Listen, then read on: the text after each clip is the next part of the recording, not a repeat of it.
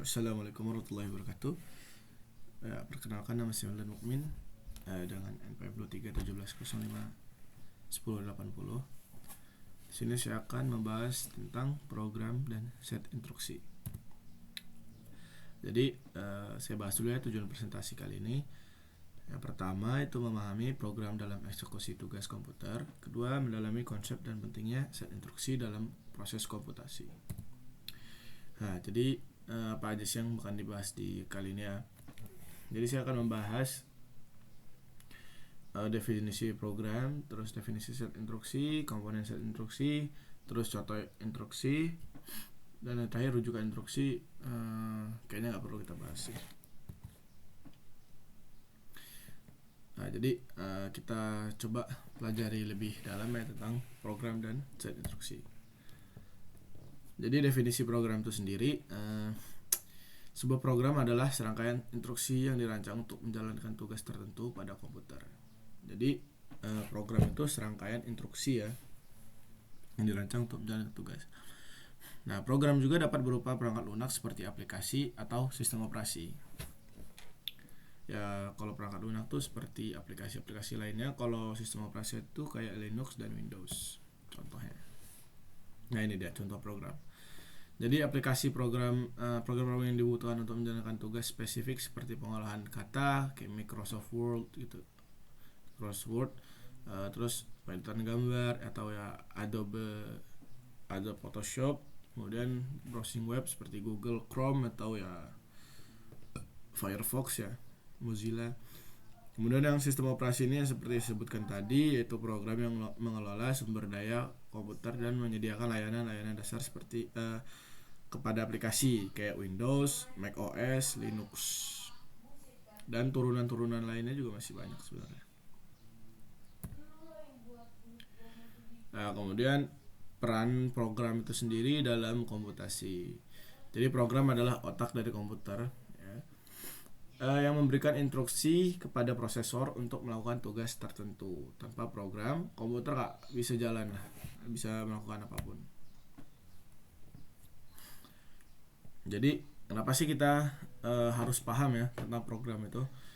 Jadi memahami cara membuat dan menjalankan program adalah kunci pengembangan perangkat lunak. Jadi kalau kita mau mengembangkan perangkat lunak ya harus ngerti dulu gitu gimana cara kerja gitu, cara kerja program terutama ya. Terus program-program yang efisien dan andal memainkan peran penting dalam berbagai aspek kehidupan sehari-hari kita. Nah, jadi sekarang kita masuk ke pembahasan dari komponen set instruksi ya. Jadi set instruksi itu atau instruction set ya merupakan kumpulan instruksi dasar yang dapat dipahami oleh prosesor.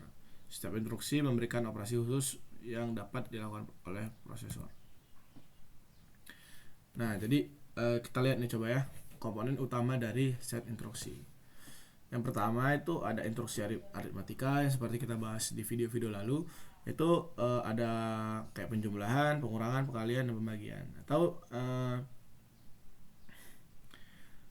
ini instruksi aritmatika ini digunakan juga melakukan untuk perhitungan numerik pada data yang disimpan di register atau memori. Kemudian contohnya tuh ada yaitu tuh metode add, terus sub atau mul, and diff. Kemudian yang selanjutnya ada instruksi logika yang seperti kita bahas juga kemarin ya. Ada operasi logika pada bit data seperti AND, OR, NOT, dan XOR, atau ada juga NOT ya. NOT udah disebut tadi ya. Terus instruksi logika digunakan untuk manipulasi bit data yang penting dalam operasi perbandingan dalam pengambilan keputusan. Contoh AND, logika AND, OR gitu, XOR. Nah, jadi ini juga penting ya untuk manipulasi bilangan biner karena biner itu cuma basis 2 dan melambangkan nilai kebenaran true dan false. Nah, itu juga bisa kita kendalikan menggunakan nilai boolean.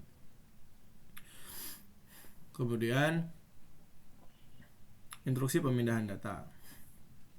Nah, ini melibatkan pemindahan data antara lokasi memori register atau perangkat input atau output.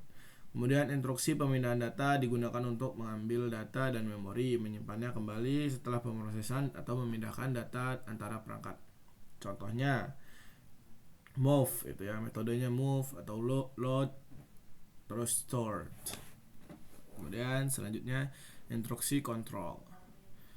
Nah, jadi mengontrol aliran eksekusi dan program melakukan lompatan jump. Nah, itu yang seperti dibahas juga kemarin sama bapaknya. Ya Pak Pebi ya. Nah, percabangan, branch, dan juga pemanggilan fungsi instruksi. Instruksi kontrol digunakan untuk mengubah aliran eksekusi dalam program berdasarkan kondisi tertentu. Contohnya JMP itu metodenya JMP, JZ, lompat jika 0, call, panggil fungsi, read. Nah, jadi instruksi kontrol ini apalagi contohnya JMP atau jump itu ya. Dia kalau jadi pada umumnya normalnya instruksi itu kalau misalnya kita dari instruksi urutan ke 300 gitu ya, normalnya bakal ke 301, tapi dengan adanya jam ini bisa aja langsung ke 350 gitu. Nah, coba kita lihat nih contoh instruksi dari berbagai arsitektur prosesor. Nah, instruksi dalam setiap arsitektur prosesor memiliki format yang unik. Nah, ini kita udah menyediakan beberapa contoh instruksi dari arsitektur prosesor yang berbeda. Contoh ya. Nah, jadi ada 3 contoh di sini. Yang pertama, arsitektur 86 ini ya, Intel atau AMD. Yang ini saya pakai ini AMD Ryzen. Nah, jadi move ini juga dia punya move ya, pemindahan data, terus add penjumlahan, 2 nilai, sub, pengurangan, JMP, lompat, call, dan lain-lainnya. Kemudian arsitektur ARM, ini ada LDR, memuat data dari memori ke register. LDR, load ya, load to register. STR, menyimpan data dari register ke memori. Store, ya store. Add, menambahkan 2 nilai. Sub, sama kayak sebelahnya tadi. Terus B, ini lompat ke alamat memori relatif. Kemudian yang terakhir, arsitektur MIPS. Nah, ini ada add, menambahkan konstanta ke nilai yang ada di register, sub, mengulangi nilai register, J, lompat ke alamat memori absolut, BEK, lompat jika ada 2 nilai register sama. Nah, jadi kita coba bahas ya apa perbedaan formatnya instruksi antar arsitektur. Jadi panjang instruksi ada yang pertama ada panjang instruksi. Panjang instruksi juga dapat bervariasi dari satu arsitektur ke arsitektur lainnya. Seperti yang kita lihat tadi contohnya tuh ya, beda-beda. Kemudian jumlah operan. Beberapa arsitektur mungkin menggunakan format yang memerlukan lebih sedikit atau lebih banyak operan untuk step instruksi. Encoding. Metode encoding untuk mempresentasikan instruksi dalam kode mesin bisa berbeda. Jadi untuk menerjemahkan kode itu juga beda-beda ya. Apalagi setiap antar arsitektur itu beda-beda. Nah, jadi ada lagi nih, setiap arsitektur prosesor memiliki format instruksi yang mendefinisikan cara instruksi direpresentasikan dalam kode mesin. Nah, berikut adalah penjelasan singkat tentang format instruksi untuk dua arsitektur prosesor yang umum, yaitu x86 ini dan ARM. Nah, yang pertama ya, yang Intel atau AMD ini. Panjang instruksinya itu dalam arsitektur 86 ini memiliki panjang yang bervariasi mulai dari 1 byte hingga lebih dari 15 byte tergantung pada jenis instruksi. Kemudian operansinya juga bisa memiliki 1 atau 2 operan atau lebih ya, tergantung pada jenis instruksi. Terus prefixnya dapat opsional lah ini, fungsionalitasnya tambahan atau mode operasi tertentu. Kemudian contoh format instruksi move AX dan BX, memindahkan nilai dari register BX ke AX. Jadi yang kita bahas tadi kan move ini metode untuk memindahkannya kayak gitu. Ya, sekarang kita bahas yang ARM. Nah, panjang instruksi dari ARM ini juga umumnya tetap ya, yaitu 32 bit atau 4 byte. Nah, beda dengan yang tadi kan kita bisa 1 byte sampai 15 byte tergantung pada jenis instruksi. Namun ya pada umumnya ini tetap gitu loh, di 4 byte.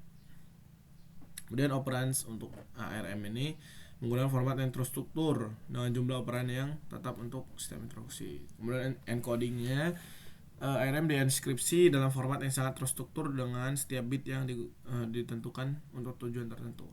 Contoh format instruksi add ya. Add itu udah kita bahas tadi, yaitu metode untuk penjumlahan.